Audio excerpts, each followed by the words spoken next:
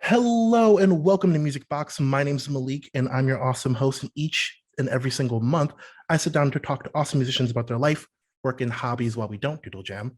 And this week, I feel like I say this week, but it's been happening more occurring. We have Gene as the co-host. How's it going, Gene? Yeah, it's going well. I like music. As some of you know, I am also in a band, so I like talking to fellow musicians, and and Safe Face is awesome. So I'm happy to talk to our guest. Perfect segue. We got Tyler from Safe Face. How you doing? I'm doing great. How about Awesome. I'm doing pretty good. I said it before, I was really hot and sweaty, but I'm gonna try not to mention that in the interview, even though You just did. Clem can edit that out. Clem, don't edit that out. Clem, don't edit that out. I want to know how sweaty Malik is. It is 112 degrees in LA right now. Like, it is miserable. It is so hot. Wow. Okay, so I feel bad for saying that it is hot because it's only 70 here. Oh my God, come on. Not everyone lives in a land of fire, but it sure is. Moving on from heat, Tyler, I want to talk first and foremost and say that I am such a huge fan of the band. I first got introduced to Safe Face during the Mom Jeans tour, and like this year. This year or last year, I guess. Oh yeah, last year was in Syracuse, and didn't hear anything. Went completely just blind, and I remember seeing Glitter, and just something in my brain has not gone back. There's pre-Safe Face and there's post-Safe Face, and I've tried to tell so many of my friends about the band. I've also saw you guys open for the Wonder Years too. So, but again, I want to say I'm just a huge fan. And it's just the energy that you guys put out during live shows is just something that's like next level. Hey, thanks. That means a lot. Absolutely. I'm glad you feel that way. And now that I've buttered you up, my first question is, as a New Jerseyan talking to a New Yorker, would you, on the record, recording in front of someone from Los Angeles, say something nice about New York? Something nice about New York? Yeah. If I have to, it's really straining. Yeah. I mean, second best bagels, second best pizza in the world next to New Jersey. You know, that's pretty cool. Wow. Okay, so this is what I was waiting for. I'm just like, okay, where's the second best coming from? Well, I mean, New Jersey's number one. Oh, but it's really cool that, you know, like number 2 is pretty high, all things considered. You know, damn, get him, Tyler. Yeah, Gene, you have no dog in this fight. I don't give a shit. LA sucks. I have no. Yeah, this is between you East Coasters. Okay, then, Gene, where would you rather live, in New York or New Jersey? Can I kill myself? Is that an option? Neither. I don't like East Coast. I don't like cold. I will say this. I don't like cold, and I don't like city living. But I that's me. I'm a suburban kid. So I've been in New York twice, and actually no, 3 times now. And I mean, you were there with me one time, Malik, and it was like, it's fun, but it's just like stressful. Like I just get, I don't know, I get overwhelmed. Whatever. The show's not about me. I wanted to ask something that I really admire about Safe Face is how well of like an aesthetic you guys have figured out. Thanks. And I wanted to poke your brain about that. Like, what was sort of the inspiration for like the jumpsuits? And it's got this very like, it's all very violent, but without being violent. And I love that about it. Yeah. I mean, everything goes back to the music.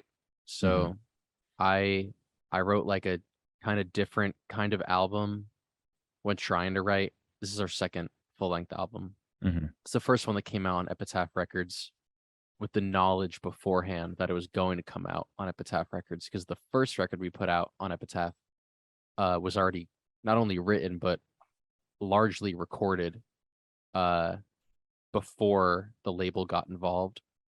And there is just kind of a perspective shift that I think can come with like working with new people, and knowing, like, going into an album knowing that you have like resources and that it will come out in a certain kind of way can kind of change your perspective on like what you want to do with your art. I think it doesn't have to, but it did for me a little bit.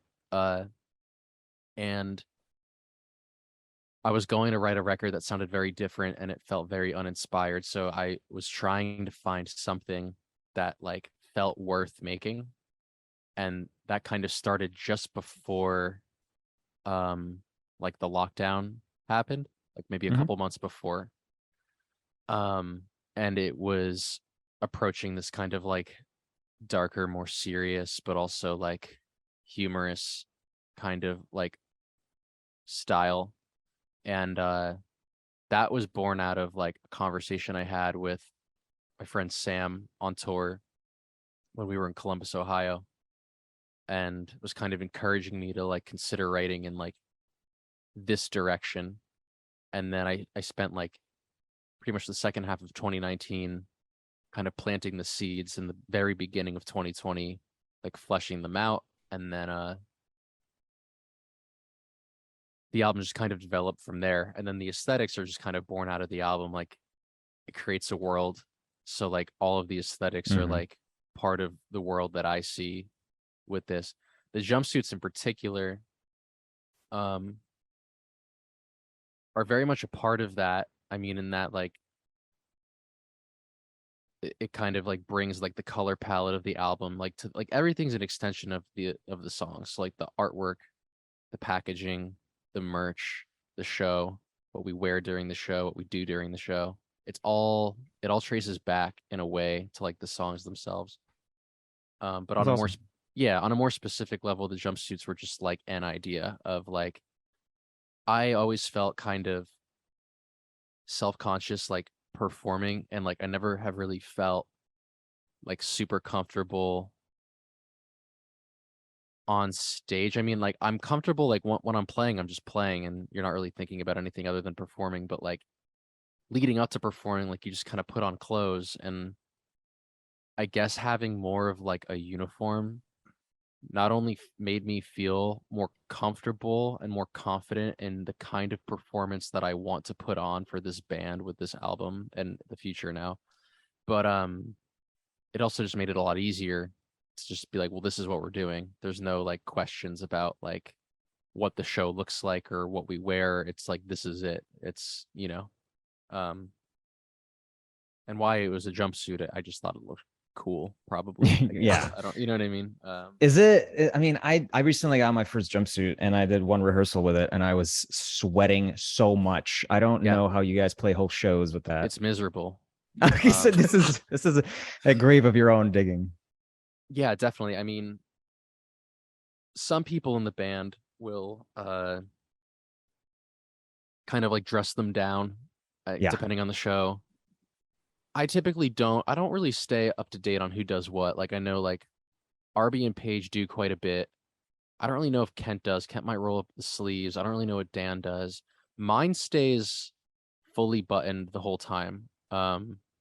Which I probably should take it down. Like it doesn't really matter. One is not better than the other at all. And I mean, I'm sure that anybody dressing it down will only help them play better, and that's like the most important thing. I just don't find myself thinking about it during the performance. It's just immediately after. There have been shows where I've like almost passed out for sure.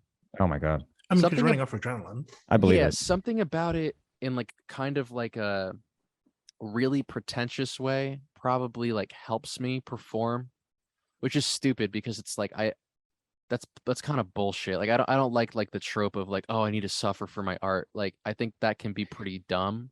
But at the same time, like once it's on, and then the show like happens, and then it Yeah. doesn't come off until it's done. Something about that works really well for me.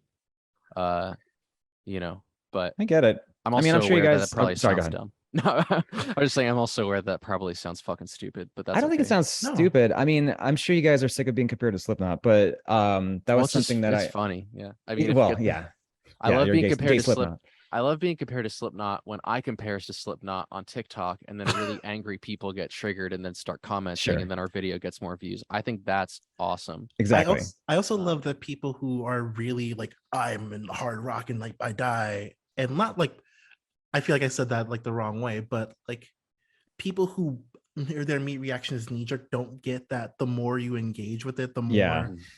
it's just like, okay, thanks for promoting the band. Let's go. Oh, for Yeah, thank sure. you. Yeah, totally. Yeah, yeah. I mean, I literally don't care at all. I legitimately think it's great. Like, for real. Like, for every Yeah, person who hates it for whatever reason, whether it's trivial or not, like, it will help someone else find it who will love it. So I welcome yeah. it. If you're going to be Uh, compared to somebody, you're compared to one of the biggest bands on the planet. yeah. But yeah, they talk about that too, how like having the jumpsuits and the masks, like it's probably even more miserable because they can't even breathe Oh right. yeah. But I like, can't imagine adding a mask to yeah, the but suit. it's like, yeah, they say that it like makes them feel brutal and et cetera, et cetera. And so like Yeah. costumes go a long way. Like I totally get it. Yeah. It's also really fun.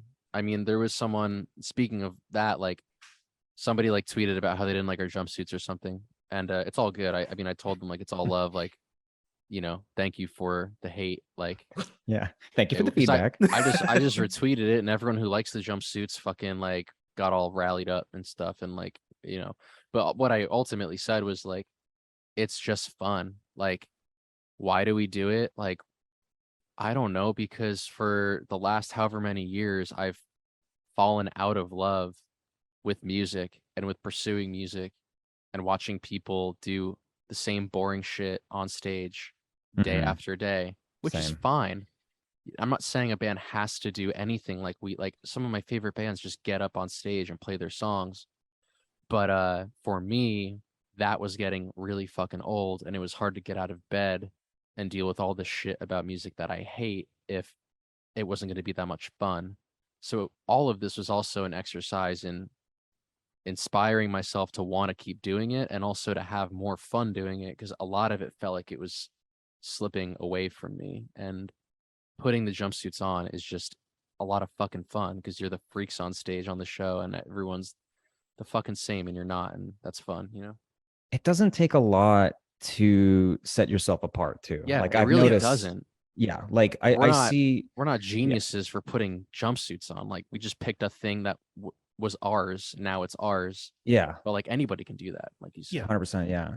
Yeah, it's crazy how many bands I see. I mean, but I think that that's also what makes you guys stand out. And I mean, I think you're gonna go far, but I think that kind of creativity and just the want to stand out is gonna go a long way, and a lot of bands I just don't think they care. And if it works for them, great. If they can survive on just like their music, that's amazing. Yeah, for But sure. we live in an age of TikTok and visual, Like something needs to draw attention. yeah, aesthetics. And so like I always love that shit. Like all my favorite bands have a strong aesthetic to them.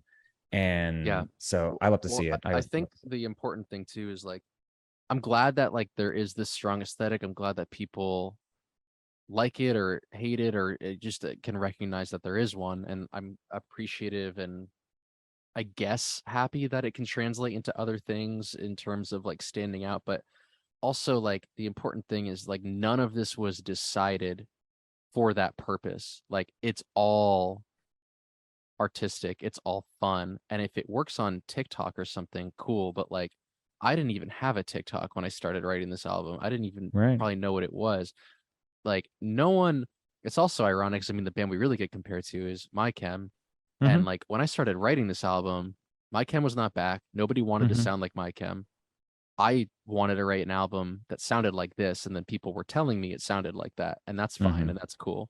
But like, the reason why other bands could try and do something either exactly like us or even like conceptually, like in terms of standing out, it's not going to, let alone, aside from talking about whether a band like sticks around or succeeds, if we just want to talk about it resonating with people, it's not going to resonate if you're thinking we need to do something to stand out for TikTok, to get noticed, to get like, it needs to be, I want to stand out and this means something, and that will resonate with people.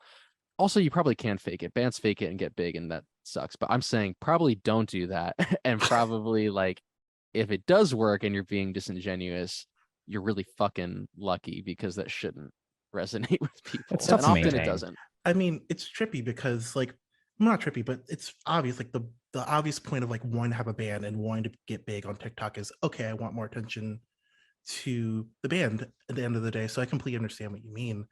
It is kind of hard because I just think that everyone thinks that's the baseline. Everyone thinks, okay, I need to get more attention, and not, okay, what do I do with this attention, or what am I saying that's interesting enough to like warrant that attention? It's always like the surface level initial, let's get eyes here, and then we'll go from there.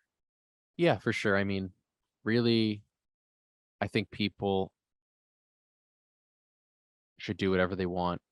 If they want to be famous for the sake of being famous, they can do that. I don't want to do that. I want to make some stuff, and then if people encounter it and like it, and then that results in the band being more popular, whatever, that's great. It is hard because you do want it, at least from where I stand, when you have a band with 6 people in it, you do want it to be somewhat sustainable, somewhat profitable. You want it to be worth it. We're not all 17. We're like, in our Right. 20s, like can't just not make like any money doing it. Or I mean, especially if we want to tour as much as like we like to tour. But you have to kind of do your best to like still keep it as organic as possible. Otherwise it starts getting like really disingenuous and not what I want to do. Like I think too many people are like, I want to be a pop star or like whatever it is. And it's like, well, is it that you want to make pop music so bad and you want to do that every day and like survive off that? Or do you want to be a pop star and you don't really even care what the songs are? And those are just like two different things. I won't even pass a judgment on it. I'll just say that I want to make the stuff, and if it resonates, that's beautiful and great. And if it doesn't, that's also fine. What's the difference between like influencer culture and making things for the sake of making things? You know, it's because people there's that narrative of like, I want to be a YouTuber, or I want to be an influencer, and it doesn't matter what content you make. It's just making content with a capital C. That's very foreign to me. And it's unfortunate that all the people get dropped into the same bucket. Like all these different people are on the same platforms trying to do the same thing, but they are very different things. Yeah.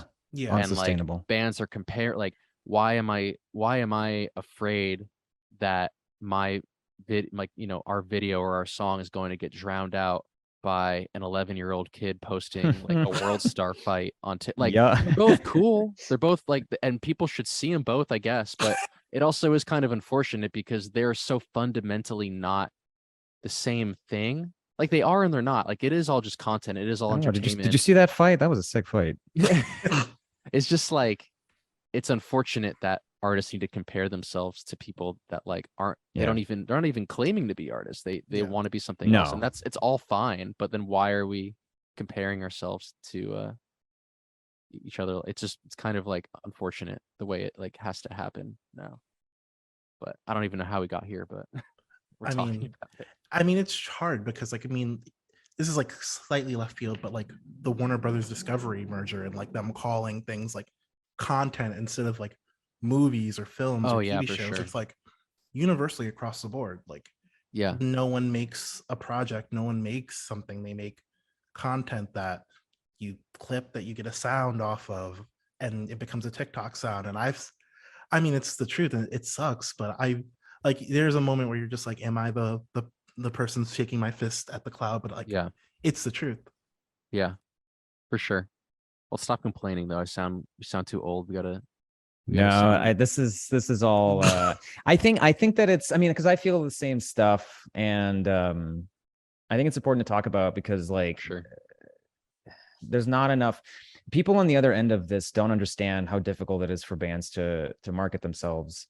And like you're signed and the band that I'm in is also signed, but it doesn't really amount to much anymore. Like it's still, labels could just go, you got to get on TikTok. And it's like, I don't need you for that. And also that doesn't really help. So it's tough. Like it's a difficult situation that we're in because there's so much, it's easier than ever to make music, but then it's also easy to upload it. It's easy to attract fans, but when everyone's doing that all at once, it's just like, who is the most viral? Who is the most, who does the thing that stands out? And you can't predict that. Like there's no way to predict that. So it's tough. Anyway. I actually wanted to talk and shift over a little bit and talking about attention. I want to shift over to talking about the album. So as of by the time people are hearing this, it's going to be a year anniversary since Another Kill for the High Rail came out. And hearing you talk about the album and the process of saying it's coming from a very like lonely time of the onset of the pandemic and being by yourself and having that constant play of time, to fast forwarding a year now of like bringing that record on tour and just being able to play it to shows like all over the country and like Riot Fest next week. Like how do you feel looking back at that record a year out, when they're like the moods are two very different moods of like writing something that's so personal to going out on stage and doing that when for some people this might be the first time they're back out seeing live music? Yeah. I don't know. It's hard to remember. Like, I don't have really good memory. So it's like I struggle to like really record how I feel at a lot of different points in my life. I mean, one of the only records is probably like of that is the songs, but I mean, the feeling going into it though is very much like I don't even know if this album will come out. I don't even know if we'll play it. I don't know if anyone will like it. It's a pretty heel turn from like what we were doing. So I guess the only thing I could say is like going from a time where like everything was uncertain, which made it super pure because like I don't know if people will like it. I don't know if it'll come out. I don't know if I'll keep doing music. I don't know if I'll have the opportunity based on what happens with like COVID. So like there was no decisions that were influenced by I hope people like this or I can't like it was all just like what I wanted to do. And like the only thing that changed what, you know, the only other input was just the people who I trusted to be a part of it. Like it was just a product of what we wanted to do. Which I think is, you know, what it's all about. So I guess now it's just kind of grateful that we've gotten to play it, you know, however many 100 times at this point, and getting to do Riot and have a strong, you know, good touring to finish off the year. Like it's all amazing, you know, like yeah, I don't really know. It just feels great, I guess. Yeah. If you don't mind me asking, what kind of support were you guys getting from Epitaph for this album? What do Like, you I mean by guess, that? like post, like what were they able to provide you after the album was done? Did they help you with publicity? Did they Oh help yeah, I you? mean, Yeah. they have budgets for all of their bands for making the album, promoting the album. There's someone, the A&R who worked our our record, Brando, is really incredible. I really love Brando, and he really gave a shit the whole time that we worked it all out. And you know, it's like when you're working with someone like me, like especially if I don't have myself in check, I could probably be a lot to deal with. And it's like when you got a kid who's like, well, all the vinyl variants need to like be like blood or Halloween themed, and like I want to do fingerless gloves, even though no one's done that in like 10 years, or I want to do this, and then they're just like, okay, you know what I mean? All Like, right. uh, the last time someone did fingerless gloves through Epitaph was Frank Iero. That's funny. So like they knew how to do it, but like they're like, no one's doing this, and I'm like, I know, and they're like, it's a lot of money, and I'm like, can you do it? And they're like, yeah. Just do But it. they're just like, if you're really short, you know. But they're great. I mean, they're super supportive, and I don't like they can't just make shit happen. Like that's not real. Like there's a reason why labels are signing already proven successful TikTok people. Like just they're having a hard enough time breaking anybody. And let's goes back to what I said too. Like you can try and make something happen, and sometimes you can, but sometimes you can't. And like it really is like make what you make, and if it resonates, it resonates. I don't expect them to like make this band happen. It's just everyone's gonna do our best shot to just get it in front of people is the goal. And we do pretty Yes, good, I think, you know. I think you do too. I wanted to ask about the creative block question and Yeah. what it feels like for you and how do you deal with it? Well, it feels terrible. I have a habit of I have a habit of writing music or writing an album, and then the songs are done, and then I want to invest in thinking about everything else, like the merch, the show, the packaging, the everything about the band. And when I'm doing all of that, I'm not writing songs. Um, so I have a terrible habit of stopping writing. And then when I go to write something, I go, oh, I don't know how to do that anymore. It happened like the first time, like there was a gap of what, like three and a half years in between our two LPs, exacerbated by COVID for sure. But like even now, I am trying to write new music, and it has been nothing but a creative block. So what do I do about it? I get really fucking mad. Can I curse? Sorry. Yeah, no, yeah, you can Oh, curse. yeah. I'm from New Jersey. So yeah, it's really frustrating. The real answer is you have to just make something, but no one, including me, likes that because it feels so wrong to just make something. Like you're like, well, I can't make something. That's the problem. But that's also the answer. Like you can make something. It's probably not what you want to make, but you can make something. Everybody can make anything. You could take out a piece of paper and draw a stick figure, and it's probably not the song that you wanted to write, but you can't say that you can't make anything. That's just dishonest.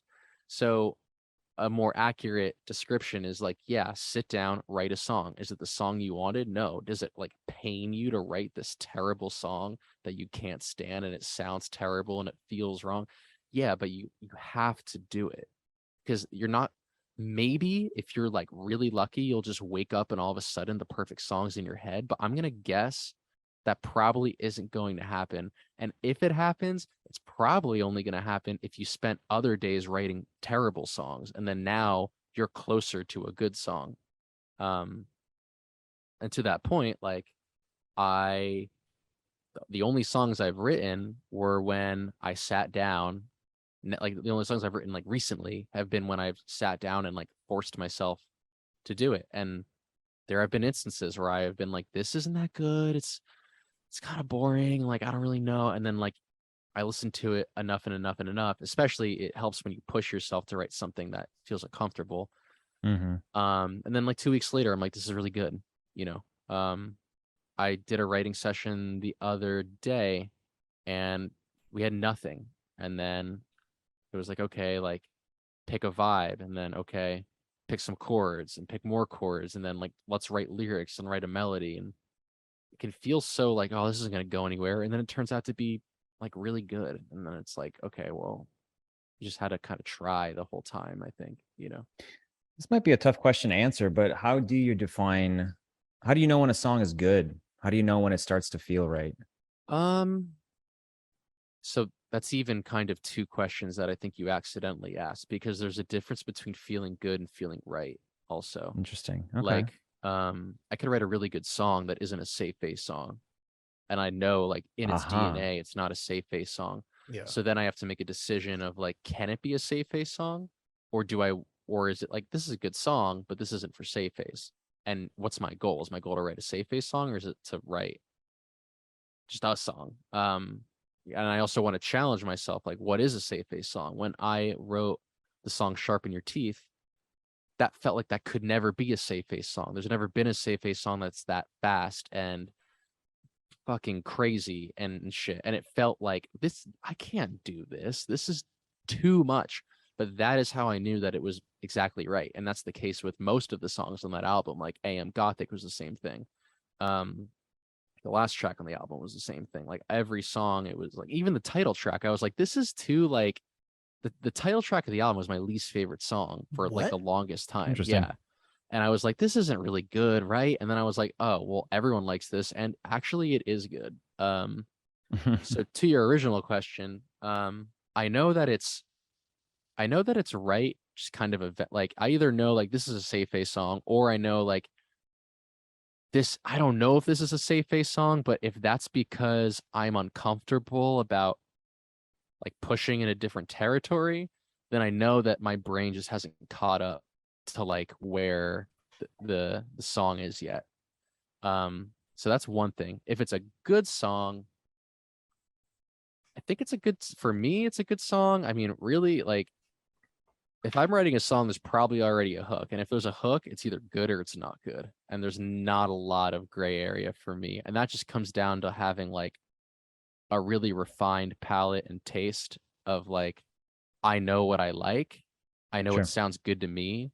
So when I hear something, I know pretty quickly if I think it's good or not, I think. So I think that's my answer. That's Absolutely. a great answer. Going back a little bit, because you said that you felt like the title track was your least favorite song. I feel like this is a really general question, but I have to know then, what songs do you look back at and you're just like, okay, like the top 3? I mean, I feel like it's hard to pick. It's changed a lot. Yeah, I mean, they've all been my favorite song at one point or other. Otherwise, they really, truthfully, wouldn't have been released. I'm very particular. Like, I don't put out stuff unless I really feel strongly about it. And even in our back catalog, like, there's songs that like I don't really want to play or wouldn't play or don't care about as much anymore at this point in my life. But like, I don't think any of them are bad. And I think that's like the most important I guess. I don't know, because you can make stuff that's bad, that's fine. But I stand by, I think, everything. For this album, when I started writing it, Feudal Heart was one of my favorites.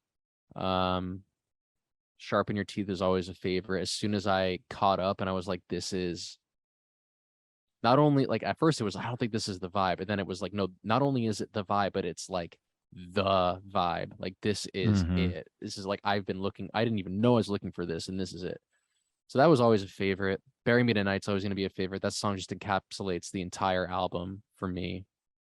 Title track, I mean, sorry, the intro track with the first track, which originally was the title track.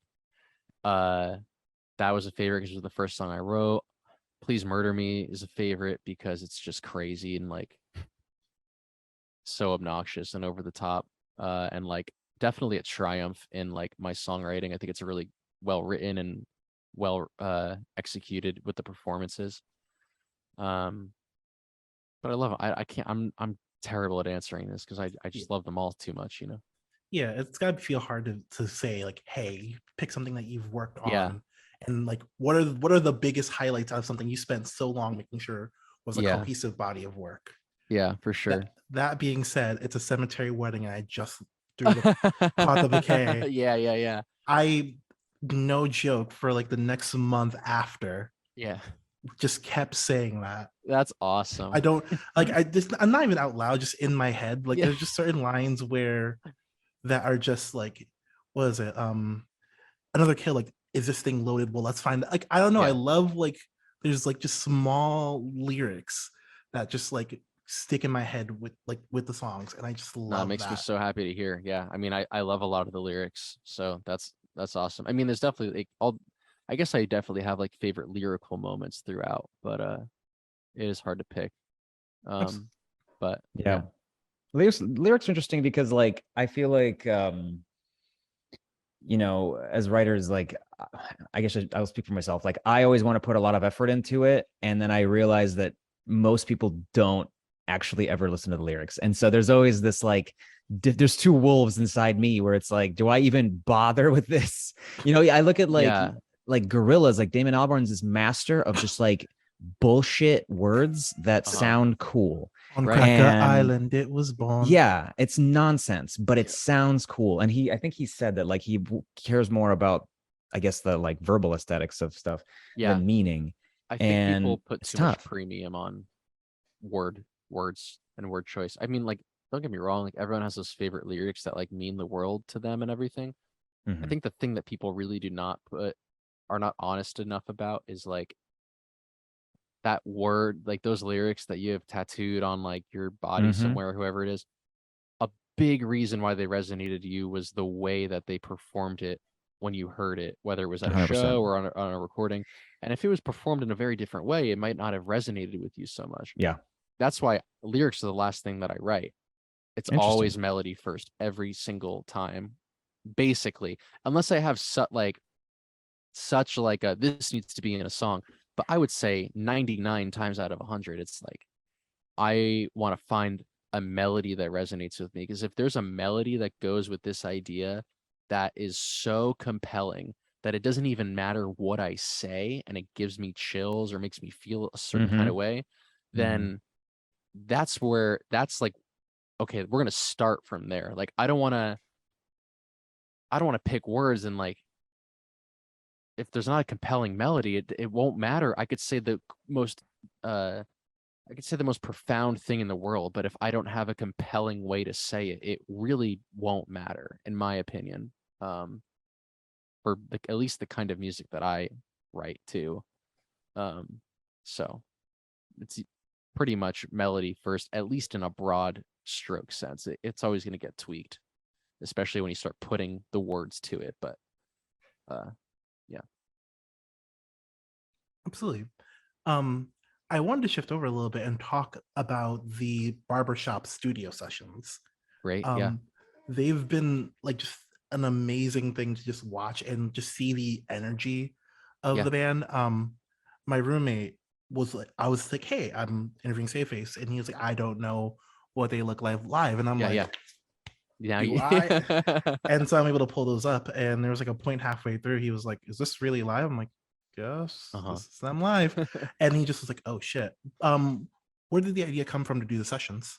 The idea came from hoping that the thing that you just described would happen, where it's like, okay, like all these fucking people out there, like you're either coming to a show and seeing us or listening to us, or you don't know who we are. That's fine. Or you know who we are, but you think you know what we are and you don't. Or you think you know what we are and you think we suck. We don't. And it's like, okay, I'm going to really be generous and give you no excuses. Like, you don't want to go to a show, that's fine. Like, here's a show right in front of you. So now you have to confront the fact, like, this is who we are. Do you love it or do you hate it? Like, I don't have time for people on the fence. Like, I need you to know who we are and need you to have an opinion. And I want it to be a strong opinion. So it was like, let's take the show, put it in a studio, and really make it look compelling, really make her performance compelling. So if people are holding out on checking us out, now they don't have to. Now they can just enjoy us from the comfort of their own home. So yeah, that was the idea behind it. And I think we did it. I feel really good. I think there's a lot of live sessions that are great. There's a lot that aren't great. I think ours is really great. I think we put a lot of time in to make sure it would come out this way, where looks great, sounds great. It's like a really like it is a well produced yet visceral like example of like what this band sounds like, you know. For sure. Like there's even like small moments of you like walking, like going into the control room. Yeah, like, Yeah, it's that so was good. just Feels like shit. Yeah. It's I got fun. that out of a Chariot live video. I don't know if you know this band called the Chariot. They're like a super important band to me, but they have a really crazy live. I think it's live. I might not be live. I don't really know, but they have a video where I think they're in studio and they walk all over the place. And I was like, it'd be really crazy if I like went in the control room. And then it was like, okay, can we do that? Do you have a long enough cable? Like, can we kill the main monitors? Can we like, how do we like do it? You know? So It's fun. Yeah. It's fun to watch. That's all that matters. yeah, well, I mean, I'm glad that you think so, because that was definitely the goal, you know. And it was also just the thing of like, this album has been out for almost a year. It feels in some ways like 10 years, and in other ways Yeah. it feels like we just started. But ultimately it's like, well, we've gone on tour so much, we could play these songs really good, and I want to showcase that. And it probably wouldn't hurt to remind people like, hey, like, this is us. I know that we probably posted about this almost like a year ago now, but like, we're still here. This still happened in like a very fast paced, consumption based kind of like internet culture. Like, you make something and then it's real for a day and then it's gone, like, you know what I mean? So like this was kind of like also an opportunity to be like late in the album cycle, like, oh no, but for real, like we put out this music, you should check it out, you know. I think a lot of people right now, it's like the anticipation, it's like people teasing stuff on TikTok before it's out, and it's like the video to premiere the thing, and then it's out, and then like everyone stops. It's like what we're like 8, 9, 10 months out from the album, and like I'm only starting to do podcasts now. I'm only putting out the live session now because I made something that I think has replayability, and it's worth learning about even if you weren't there when it came out, like, Sure. you know what I mean? Sure. So there's that aspect too, I think. I want to know how many songs are in the session, because I'm not gonna lie, this whole like releasing it bit by bit, week over Uh-huh. week, it does have me chomping at the bit. I'm like, is there another one? There's one more. Oh, There's one more. this will be out on Gene. Is it okay if we put this episode out on Halloween? Yeah, I mean, I fire. think so. Yeah. Okay, so this will be out on Halloween, so that will inform you when I talk about it at all. Yeah, well, I mean, it's gonna be out next week, and then they're all out. So I'm really excited though. That the last one was shot with one video shot. So the other two are all cut up of a couple different angles. This one is one continuous shot. And all three of the videos are kind of different. Like Another Kill is like super clean, like really good camera coverage. Another Sharpen is like very chaotic, and like you said, like, you know, playing with like leaving the control room and just the megaphone. And then this last one, and I'll just say it's for Bury Me Tonight because it'll already be out. It's one shot, and I think each of them have their own little flavor too, which is fun. It makes it a little extra reason why you should watch them all. A little tree, and I'm Yeah. glad. And thank you for telling me the name. 'Cause I'm not gonna say Yeah. it, but I'm just that's the magic of being interviewed. I'm just like, what's Yeah. the last Yeah. one? Like, Well, Yeah, peek. totally. Are you gonna say Yeah. it? Yeah, totally. My go I wanted to ask my bandmate Rem wanted to know what your practice space looks like. He said, I imagine it's like a basement in a dive bar somewhere. It's my parents' porch. Their Oh, covered really? porch. Yeah. You do it outside.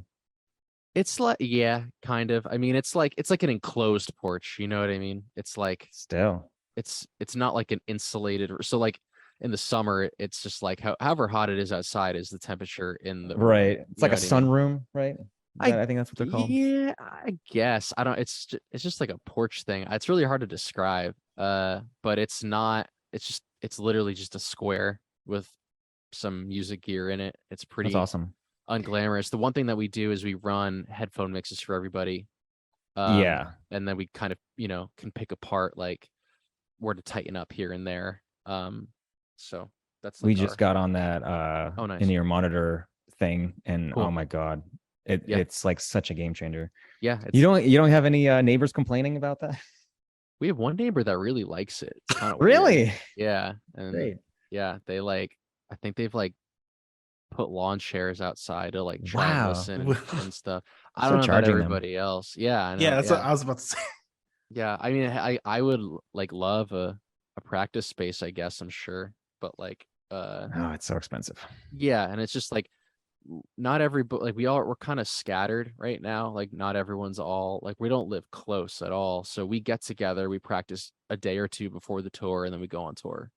Really? So we don't do regularly practice. No. Wow. If That's someone is amazing. living in Michigan right now, someone's living in North Carolina right now, someone's Whoa. living in Bay Area, Wow. California right now. Holy Whoa, shit. fuck. So we're as far as you could be. And our drummer Dan, he lives he's in New Jersey, but he's like an hour to 2 hours south of me, depending on Wow. traffic. So Did- we really just practice right before the tour. That's crazy. Do you guys do you just kind of encourage people to practice like on their own? And Yeah, kind of okay. Yeah. Everyone's a pro in this band. Like Mhm. this is like my all-star lineup. Like all these people I've been playing music with for Yeah. years, not in the same band, but like they're all people who we all came up together doing DIY music. So Yeah. there hasn't been a learning curve with like how to act. Like everyone knows like no, like you show up, you know how to play your parts. And if there's stuff we got to work out, then like we work it out. But like no one's showing up and like not being able to, bring it really. That's amazing. Yeah. Yeah, I saw Robbie play with Jiraiya a few weeks ago, and Nice. they were awesome. They're super charismatic. They're a pro. Yeah. They're a pro. Malik, what else you got? So I know this is this is gonna be a complete joke question, so please don't take this seriously. I know that the camera crew for the sessions had the jumpsuits, and I know I've seen tweets where you're like, everyone on crew gets a jumpsuit. Yeah, for sure. Our podcast hosts get jumpsuits.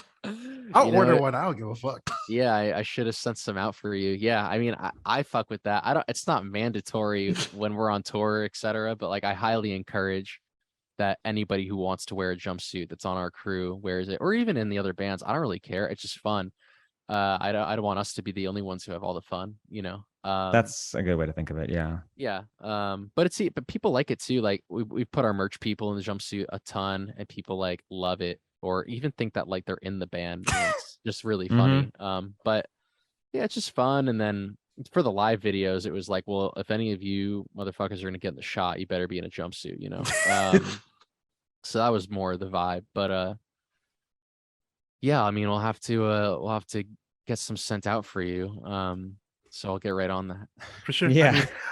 I feel bad because I also saw the tweet where you were like, you gotta wear safe face merch to the MCR show, and I'm going to 2 this weekend, and I do not have safe face merch, and I need to buy it. it. No, you're good. I mean, get to a safe face show and you can get some there. I don't put it online a whole lot because I've been shipping our merch and running our store since day 1, and it sucks. I mean, how is that? Like, how do you divide your time between like playing the tour, writing the music, and then handling all these orders? I mean, I'm finding that I really just shouldn't. Like when you scale anything, like there won't be enough time, and then it's like, is my time more valuable writing something like a new song, or is it more valuable packing records? Like, you know what I mean? Like I have to write the songs or there won't be songs.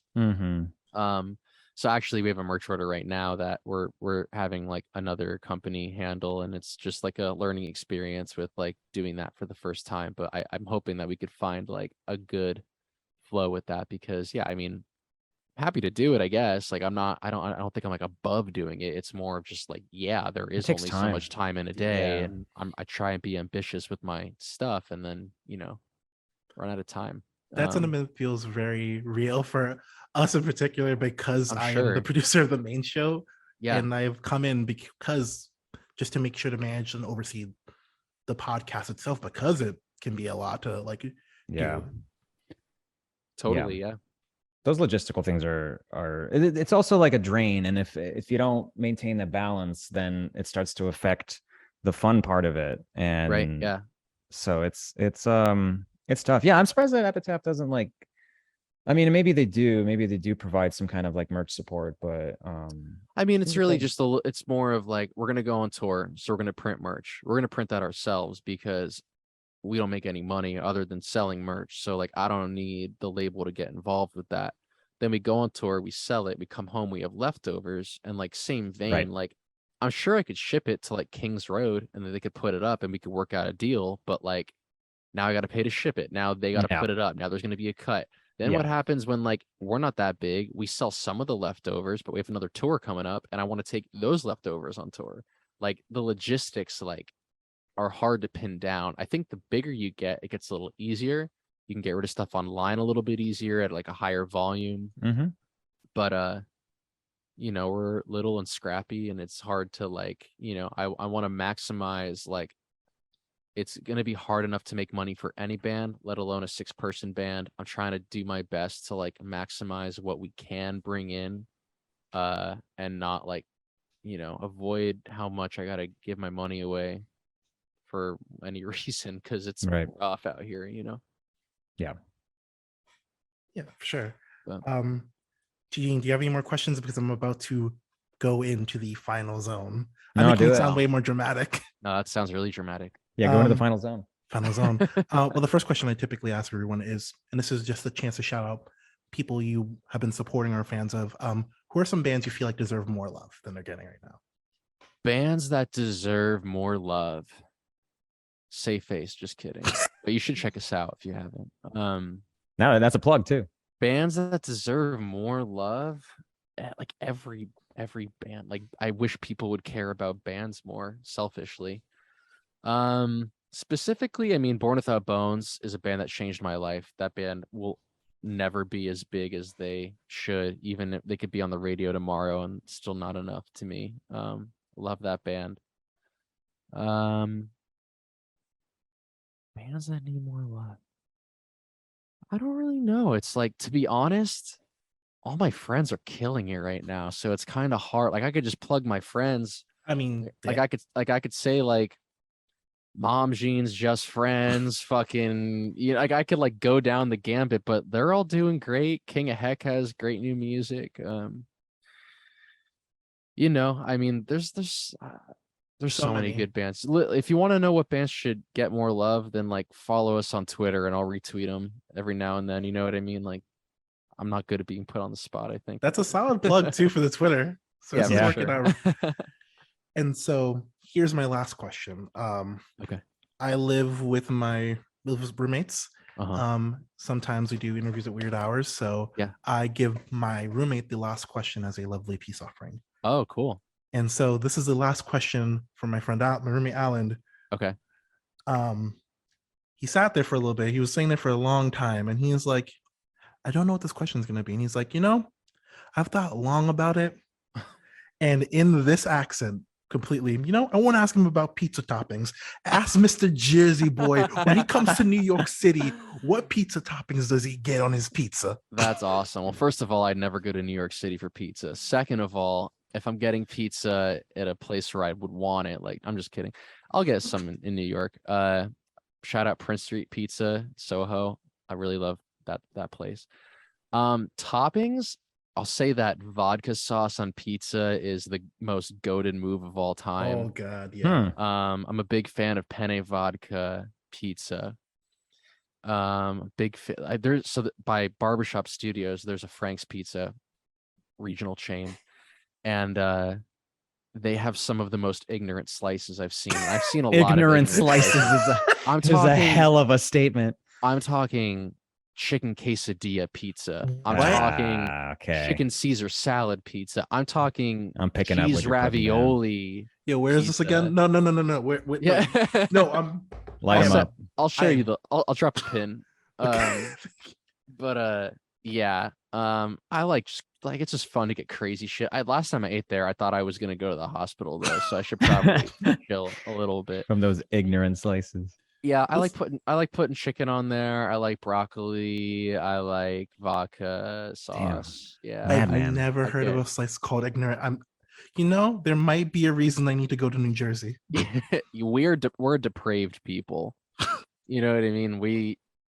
We all end up like this because of eating pizza like that, and like, you know how it is. We got some problems, but it makes us strong. And no, for sure. And then I love it because I almost like, oh yeah, I feel bad for Gene. He's not gonna have an answer because he has California pizza. Hey, I don't care. I don't have strong opinions about pizza, really. You know what I will say? You're in Los Angeles. Yeah. Pizza place called like Slashers or something. You know what I'm talking about? I don't. Really good. Let me see. I think it's called Slashers. Slasher Pizza. Yeah. It's really good. I went there. And then, when I say really good, I mean like not by New Jersey standards, but like the rest of the kind of country or world or whatever. It's pretty good. Yeah. Like they have a Babadook pizza, which got it's got sopressata, fresh basil, bacon, and maple chili oil. That actually sounds good. Yeah, they get pretty nasty over there. It's cool. It's really good. Pretty nasty. I'm not a big pizza's pizza, and we all know that Chicago deep dish is the best pizza. So whatever. Well, that's the other thing. It's like I'm always down to eat cheesy, saucy bread. You know what I mean? Like it's just not like Domino's. Great, yeah, because like I love some cheesy, saucy bread. It's just in my mind, there's something very different than going down the block and getting what I get, and then like getting Domino's or like getting, you know, pizza from California or like New York City or like whatever. It doesn't really, you know, any of them.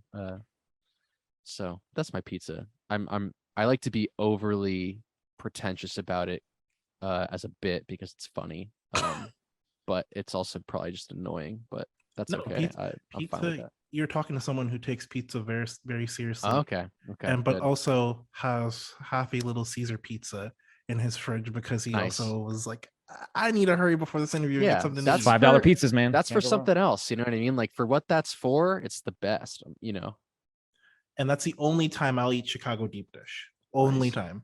Besides that, and besides this recording, never happened. You know, Yeah. I can. I'll get Clem We're to gonna talk bleep about that this. We're gonna talk about this after the show. Offline. Oh, you can, Yeah. yeah, no. But with all of that, I'm out of questions. Thank you so much for sitting down and talking with us. Yeah, thank been a you so much. Huge fan over the last year, so this is amazing. Yeah, hope to get you to a show sometime. Fingers crossed. I gotta figure out when Yeah, the next show hopefully. near the city is. I was gonna go to Riot Fest, but that's not happening anymore. Yeah, I don't really, I guess it's New Jersey is the closest you'll get. And I mean, you know, you gotta get some New Jersey You gotta pizza. venture It across. sounds like there's a lot of reasons why you need to get to New Jersey. So I don't know. Yeah. It might be a sign. It's your call. But I will, you know, just put it out there. You know, for Safe Face, Yeah. Safe Face is my favorite fucking band. There you go. Yeah, that's right. I will. You really want that jumpsuit, huh? You're really fishing for that jumpsuit. No, that's what they say during the set. I'm doing a lore bit. I'm like, hey, I've been to shows. Okay. Yeah. Okay. Yeah. But also yes. But yeah, no. For Safe Face, I will go to New Jersey and I will Okay. report back.